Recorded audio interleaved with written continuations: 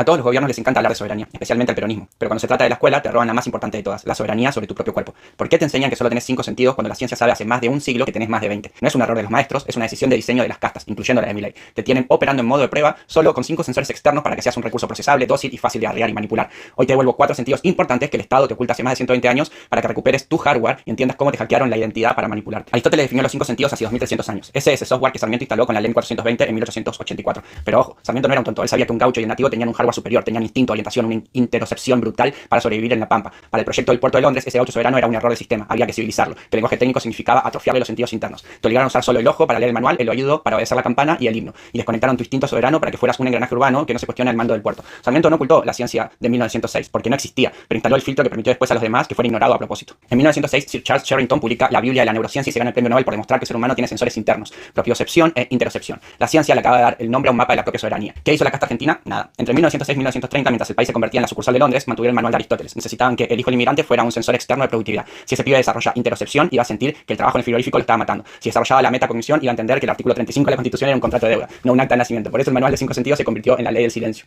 A partir de ahí, cada reforma fue un parche para manipularte desde afuera. La reforma de los 30 de Uriburu Justo instalaron el nacionalismo católico. Usaron tus sentidos para el ritual, arrodillarse, cantar, desfilar. El objetivo era que tus sentidos externos saturaran a tu procesador para que no pudieras escuchar tu propia razón interna e intuición. La reforma peronista del 52 y el segundo plan quinquenal, esta fue la más brillante y peligrosa. Perón extendió el hackeo afectivo, usó tus 5 sentidos para que la patria tuviera cara de líder. Si no sentís tu propio eje, propiocepción, buscas un eje afuera. Convirtieron la educación en un sistema de fidelización de marca donde la lealtad se reemplazó por la percepción real. En la dictadura del 76 fue el operativo Claridad. Usaron la nociocepción, el sentido del dolor y el miedo para bloquear todo tu hardware. Cuando el sistema entra en pánico, los sensores internos se apagan para sobrevivir. Te anestesiaron la capacidad de observar la realidad para que solo pudieras obedecer por reflejo automático. La reforma de Menem del 93, la ley federal, fue la lobotomía técnica. Caballo y Decibe licuaron la historia y los sentidos para que fueras un recurso humano globalizado. Te sacaron la cronocepción, sentido del tiempo, para que no sientas cómo te robaban el futuro con la deuda externa. La reforma de Kirchner del 2006, la ley 26.206, es el parche del relato. Usaron tus sentidos para construir una ficción épica, te ocultaron la biología de la soberanía para que tu identidad no dependiera de tus sensores, sino de la militancia. Fue el borrado final de la causalidad. Para recuperar tu soberanía real, tenés que encender estos 4 sensores que el Estado mandó a apagar hace 120 años. Primero, la interocepción, el sensor de la mentira. Es poder sentir tus órganos. Si no lo usás, la casta te inyecta miedo en la tele y tu cuerpo no sabe distinguir entre si el león es real o una estafa política. Sentir tu corazón es el primer acto de rebeldía. Segundo, la propiocepción, tu eje soberano. Saber dónde estás parado sin que el Estado te lo diga. Es tu identidad física innegociable. Un pueblo sin propiocepción es un pueblo que se deja arriar como ganado hacia la grieta.